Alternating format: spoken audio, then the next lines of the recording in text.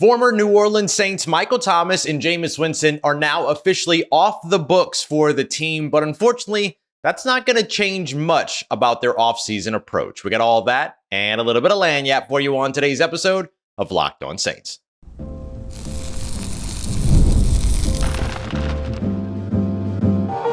You are Locked On Saints, your daily New Orleans Saints podcast, part of the Locked On Podcast Network, your team every day.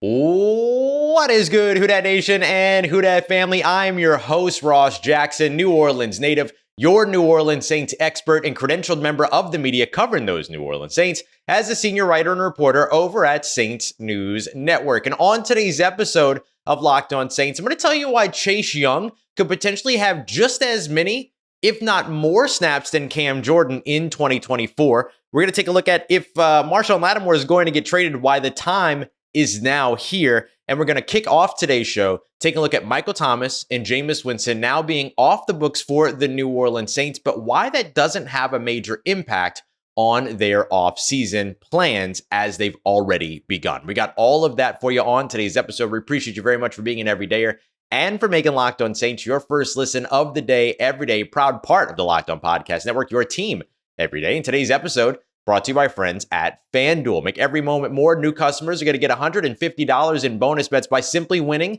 any $5 bet as your first bet. That's it, $150 in bonus bets by winning a $5 bet. Head over to FanDuel.com/lockedon to get started. So look, Michael Thomas, New Orleans Saints former wide receiver, Jameis Winston, New Orleans Saints former quarterback, now officially off the books as the June 1 threshold has now passed, but that's not really going to change much about what the New Orleans Saints are doing this off season. So let me explain first why this is the case, why Jameis Winston, Michael Thomas are just now coming off the books. Both of them, Michael Thomas, it was designated in his contract. Jameis Winston, it was just a kind of procedural move, were designated as what are called post-June 1 transactions or post-June 1 cuts. This allows teams with two players to release a player earlier before free agency begins, but then get the cap benefits of waiting until after the June 1st threshold of like that deal actually processing basically on June 2nd. So typically what happens is that when you release somebody before that June 1st date, every bit of money that you owe them in future years that's been guaranteed, restructured, pushed down the road, whatever, it ends up accelerating to that moment when you release that player. So hard to do that when you're trying to get under a salary cap by over $100 million. So what the Saints did in these cases were that they restructured, rebuilt those two contracts, made adjustments to them, and then designated them as post-June 1 transactions, which allowed them to save money with the restructure, the way that they redid the deal. And then they save a little bit more money, the vet minimum $1.21 million here June 2nd. But here's the really, really tricky part. Even though the Saints have moved on from those guys and they do save the combined $2.42 million for both of them, that doesn't mean that the Saints just got another $2.42 million to go and spend somewhere. That's not the way that it works. Think about I'm going to date myself a little bit here.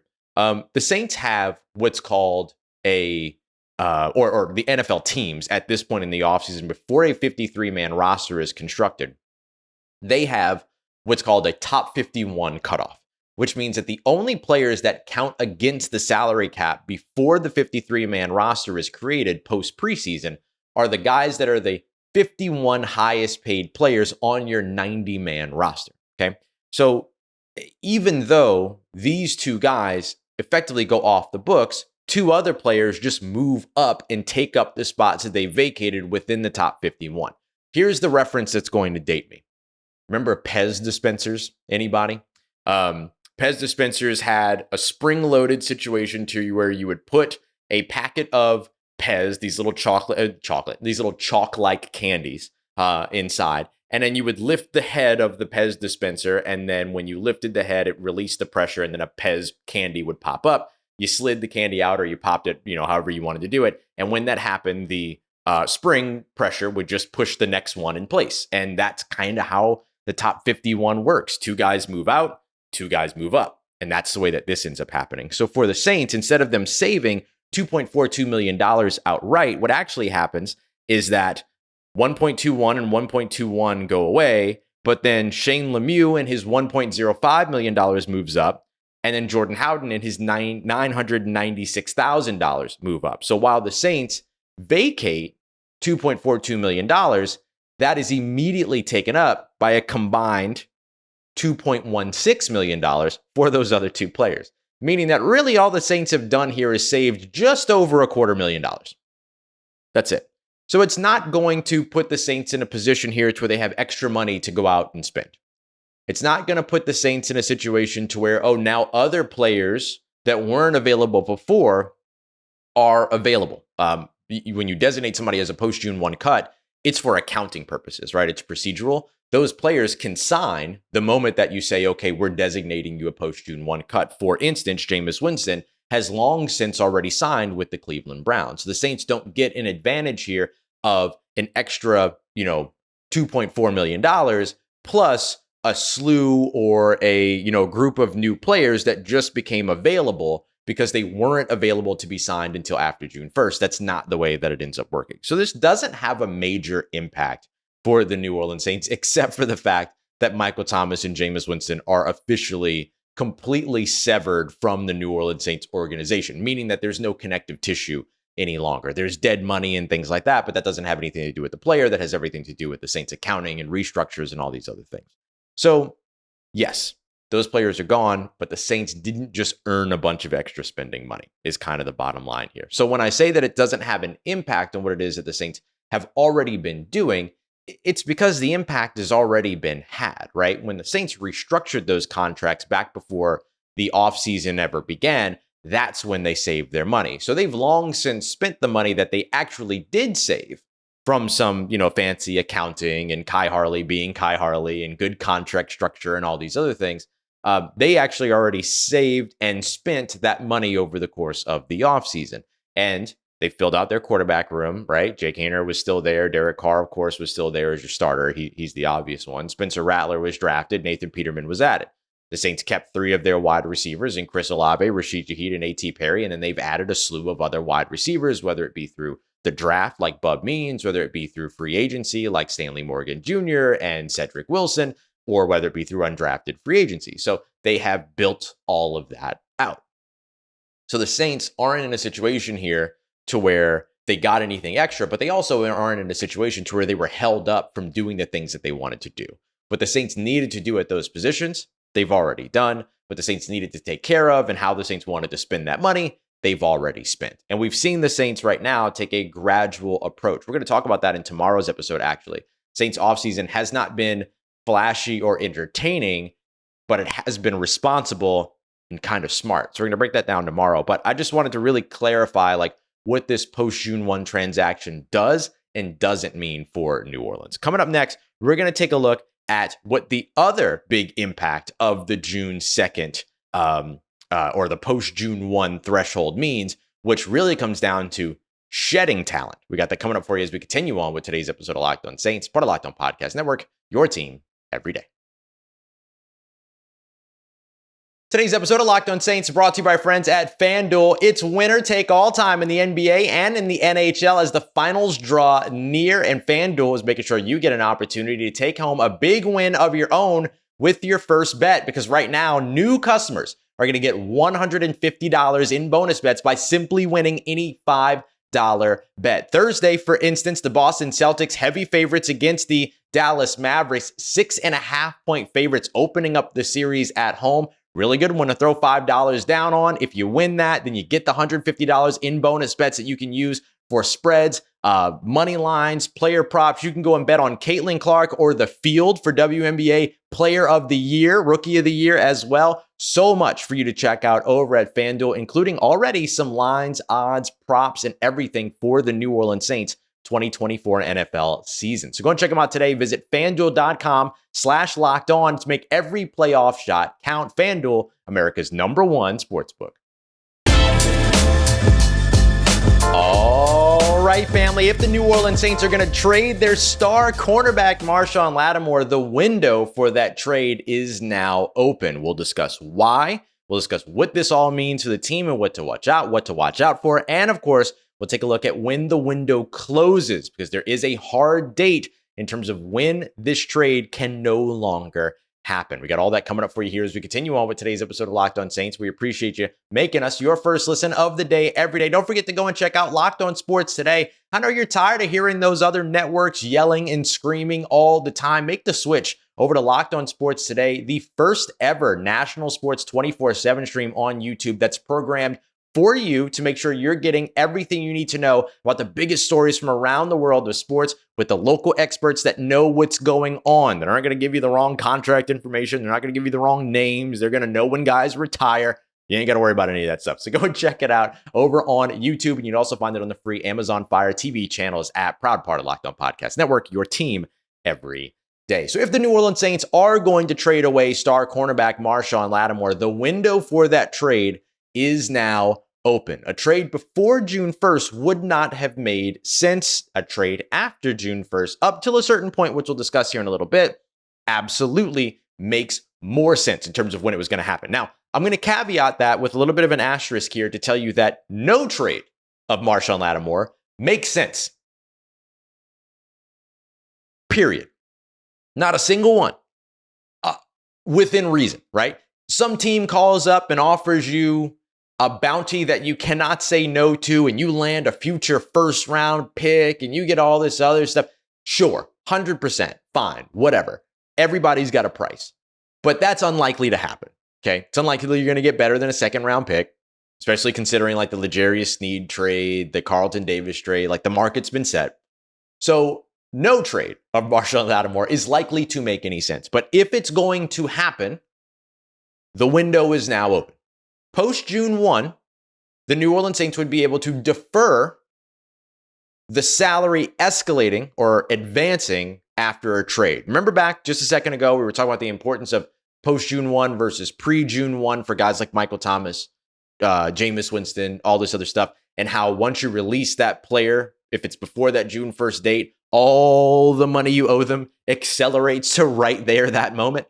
If you wait until after June 1st, that is no longer the case. You'll pay what's owed this year or for a year, but then the rest of it gets prorated to next year. So it effectively takes, if a player has 4 years of guarantees left, it allows you to, instead of having to pay all 4 years of those guarantees right away, you pay one and then you pay the other 3 next year. So you can kind of plan for how it is and account for how it is that you want to manage that. So that time is now, okay? That time, that window is now open. So that's why it would make, again, no trade makes sense, in my opinion. But if it's going to happen, this is now the time that it would make the most sense for it to happen. Does that make sense? I hope so, because I've said make sense way too much already today.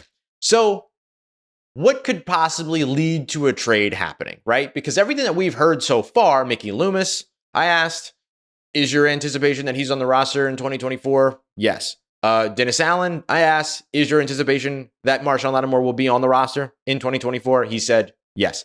Dennis Allen also talked about having conversations with Marshon Lattimore, touching base with him, things being positive, saying that they're moving forward. All of the things, and then plus clarifying questions from the great Catherine Terrell over at ESPN, who, wanted to drill down with, like, was the actual conversation itself positive, or is it just positive that you talked, right? And Dennis Allen gave a little bit more detail that, yes, the conversations were positive. It seems that the relationship between the New Orleans Saints and Marshon Lattimore may be on the mend. I think that we'll get a better idea of that June 11th, 12th, and 13th when mandatory minicamps happen. And then we'll see if Marshon Lattimore is there.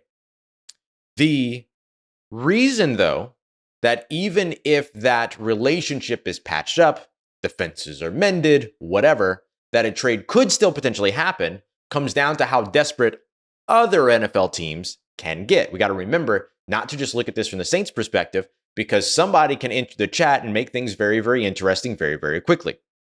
So let's say a team that has a single elite corner, okay?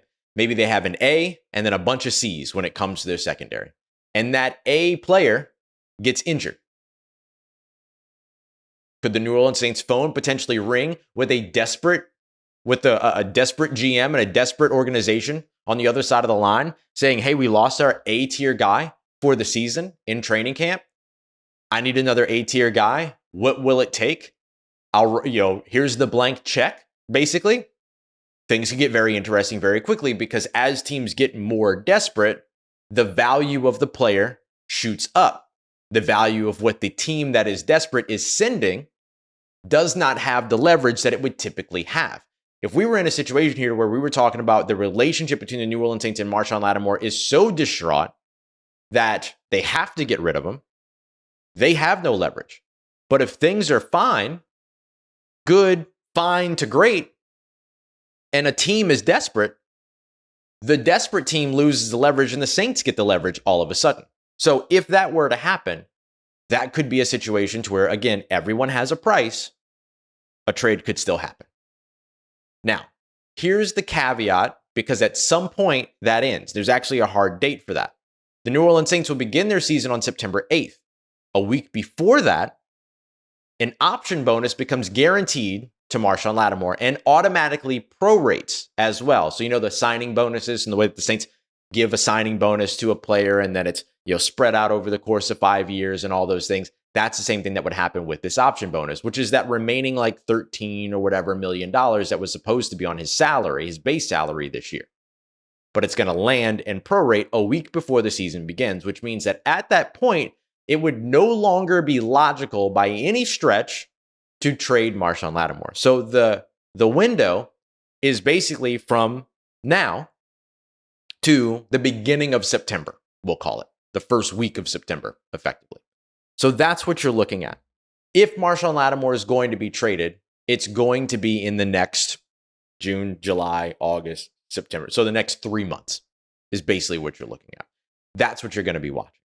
But as of right now, window's open. Now, here's the other thing about this too. There have been a couple of contracts that the New Orleans Saints haven't touched. Juwan Johnson's contract, Alvin Kamara's contract, Taysom Hill's contract. None of those contracts were restructured. If I was less wise than I am, I would say that those are players to watch as well. I don't think that they are, though. The Saints have been very clear about their plan for Alvin Kamara. Taysom Hill has been very clear about his plan with the New Orleans Saints and the Saints' plans with him. Alvin Kamara is out there tweeting, talking about he's blessed for what's coming next, which I assume has something to do with this new offensive system. And obviously, Juwan Johnson's not going anywhere. So even though those contracts haven't been touched and the Saints could save more money here post-June 1 by moving on from those players or trading those players, I don't think that that's in the cards. I think what's actually more likely than that is if the Saints find out, Justin Simmons, free agent safety, is actually an option. David Bakhtiari, free agent left tackle, is actually an option. Restructure one of those guys to open up some more salary cap for you, because as we discussed before in the last segment, and as we'll discuss some tomorrow, they ain't got no money. They haven't freed up any extra money, things like that, but they have mechanisms to get themselves more money should they decide to go that route. So I'm not saying a Marshon Lattimore trade is going to happen. I'm not saying a Marshon Lattimore trade is happening now. All I'm saying is that if it's going to happen, the window is now open until the beginning of September. Coming up next, I'm going to tell you why Chase Young could end up with just as many and potentially even more snaps than Cameron Jordan in 2024. We got that coming up for you as we continue on and wrap up today's episode of Locked On Saints, part of Locked On Podcast Network, your team every day. Today's episode of Locked On Saints is brought to you by friends at Game Time, the best place to go to score some last-minute tickets for big events in your area. Look, if you're somebody that likes to plan months in advance, you can still use Game Time. But if you're like me and you like planning moments in advance, Game Time's got you taken care of there as well. We had a great tweet of a Locked On Saints and Locked On Pelicans listener who used Game Time to buy tickets for him and his daughter to go and see Les Mis at their local theater. So don't forget, it's not just football, basketball, baseball, and sports tickets that you can land. You can also score tickets to a bunch of different live events in your area, including concerts, comedy, theater, and much more. And I'm a big pro theater guy, so please go and check that out. Last minute deals up to 60% off by waiting to the last minute. There's flash deals, there's zone deals, there's all-in pricing so that you don't have those fees sneaking up on you. Look, you just get to take all the guesswork out of buying tickets by heading over to gametime.com. today. Go and check them out. Download the Game Time app, create an account, and use the promo code LOCKEDONNFL for $20 off of your first purchase. Terms apply. Again, create an account and redeem code LOCKEDONNFL for $20 off your first purchase. Download Game Time today. Last minute tickets, lowest price guaranteed.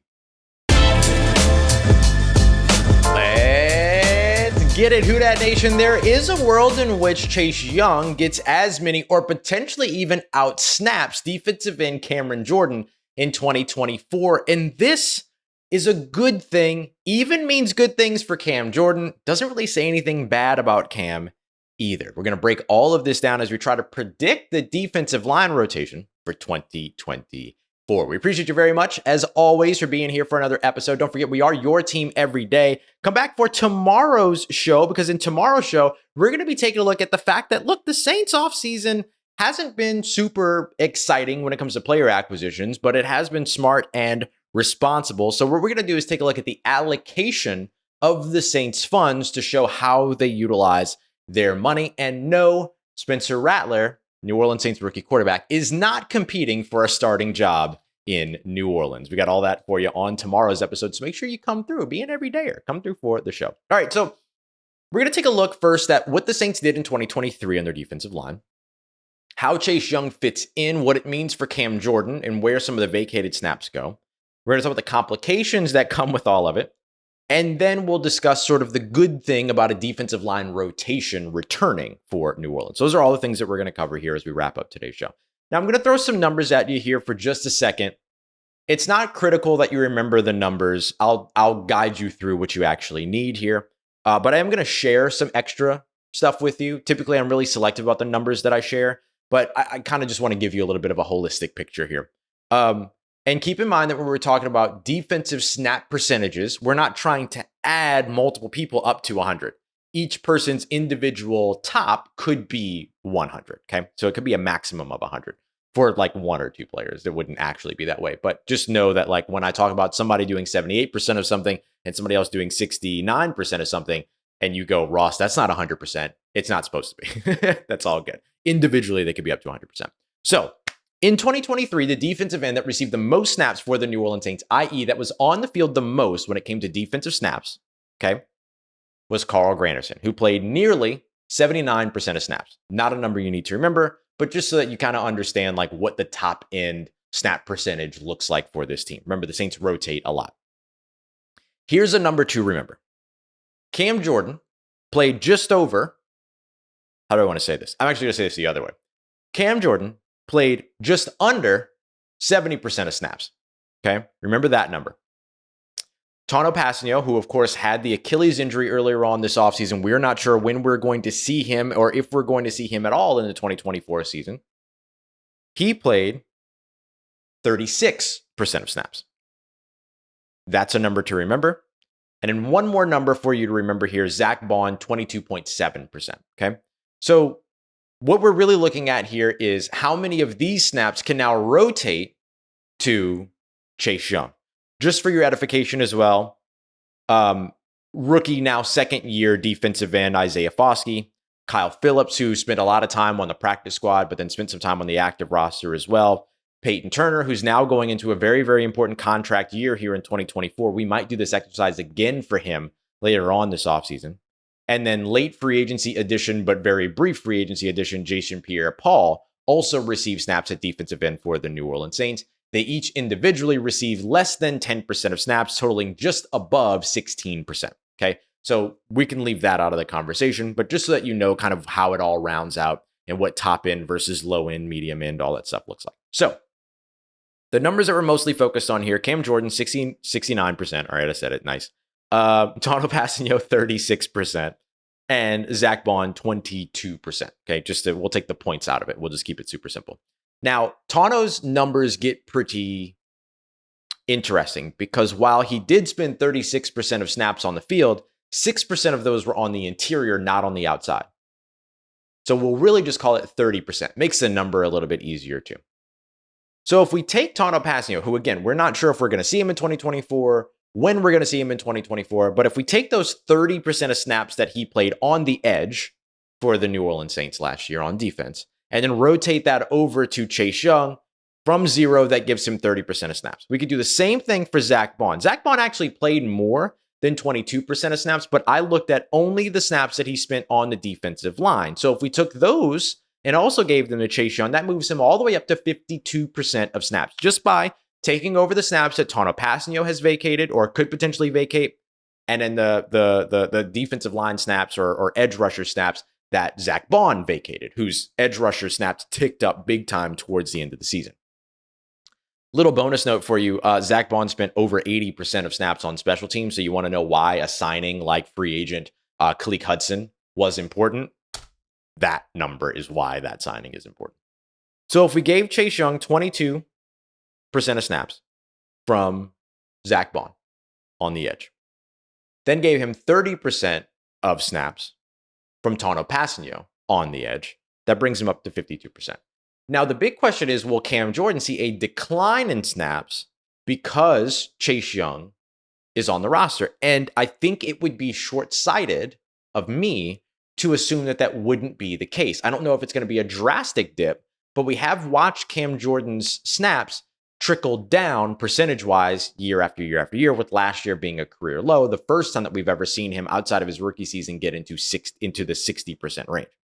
So remember, he had 69%. What if I just took 9% away from that, right?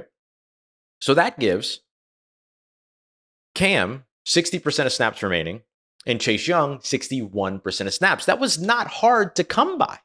You see what I'm saying? There's a real chance here that in 2024, Chase Young could outsnap Cameron Jordan. Okay, we're past the numbers now. But remember the big numbers here. We're just taking a look at where Cam was and where Cam will be or could be, which is around that between 60 to 69%. And then where Chase Young can be, which is between 52 to 60% as a guess. So that's kind of where I see it. Now, here's where things get a little bit tricky. All right. What about snaps where Cam Jordan and Chase Young are on the field at the same time? Okay. Because remember, Carl Granderson played just 78, 79% of snaps. So in snaps where Cam Jordan's on the field, Carl Granderson can be off the field, and then Chase Young can be in as well. So there's another kind of gap of about 22%, 21% that also could go to Chase Young, or some gap of that gets, fed to him, or goes to some of the other guys, Isaiah Foskey, Peyton Turner, Trajan Jeffcoat, if he makes the roster, so on and so forth. So that could go a couple of different ways. Another complication would be Tano Passanio's return. If Tano Passanio comes back in, let's say, October, November, he might cut into some of those snaps unless they specifically utilize him on the interior, which, depending on the health of the team at the time, could be an option. A fourth pass rusher is also going to get some plus 10% of snaps as well. So will that be Isaiah Foskey? Will it be Peyton Turner? For Peyton Turner's future, you hope it's Peyton Turner because he needs that, and he needs to be able to be out there to prove that he can stay healthy and be out there and also have an impact. That would be another complication. Then the final complication is injuries, but we know that, right? Injuries can mess up this whole thing as well. But then there's also situational snaps. And this is where team success comes in, and where how good or bad your team is could impact how much or how little or how many or how few snaps your more specialized defensive ends would have. Cam Jordan is a bit more at this point in his career specialized as a run defender, okay? Or he was last year. That really had more to do with the injuries than it had to do with the age, but I don't know that particularly goes away here in 2024. We'll see. Teams can get in their head about stuff like that. So if your team is losing, the team that you're playing for is losing a lot, that means that late in games, the opposite team, the opposing team, is running the football a lot, which means your run-stopping defensive ends or your run-stopping edge defenders, as opposed to edge rushers, will be on the field more. If you're winning games at a high rate, think 2011, just to give you happier times when it comes to the New Orleans Saints history, your opposition is going to be throwing the ball a lot more in obvious passing down situations later on in the season, or later on in games. So that could tick up Chase Young's usage as a speed rusher. So those things could get in the way too. Team success could actually have an impact about how much or how little Chase Young gets out on the field. Pretty interesting note.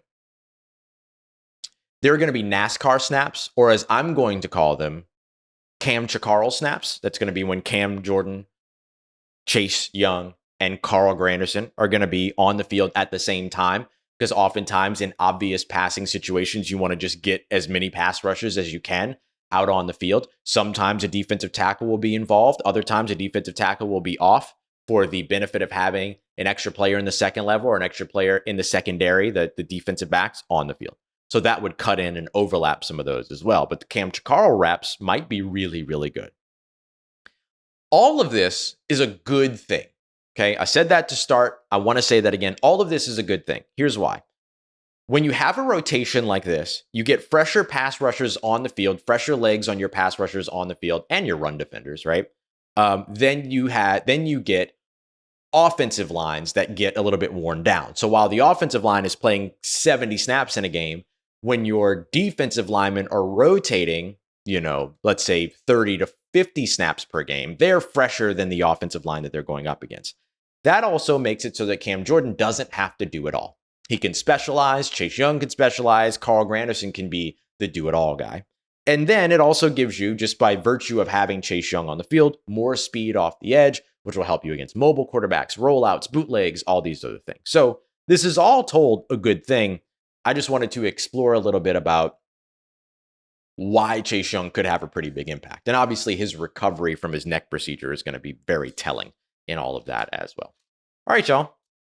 I appreciate you very much for being here for another episode of Locked On Saints. Don't forget to go and check out Locked On Sports today. About 20-25 minutes, everything you need to know around the world of sports, hosted by Peter Bukowski. It's fantastic. Make sure you go and check out Locked On Sports today. You can also find the 24/7 stream on that same channel on YouTube as well. Don't forget to come back tomorrow. I'm going to tell you why Spencer Rattler is not competing for a starting role in New Orleans, at least not yet. And of course, for your second listen today, make sure you go and check out Locked On Pelicans, Locked On LSU, figure out what's going on all around Locked On Louisiana. You want more of these numbers, more of these percentages, research, film studies, all other stuff, head over to joinsubtext.com/LockedOnSaints. Become a Locked On Saints insider. You can also text Who Dat to 504-285-7473 to get joined up as well. Help support the show and, of course, get some bonus and additional contact, including also one-on-one contact with me.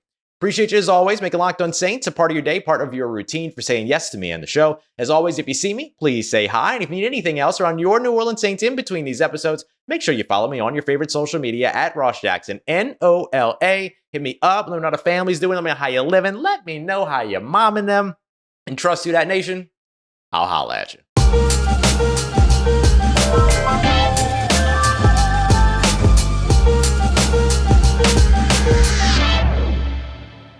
It's not even just the sports games. Okay, I'm going to try that again.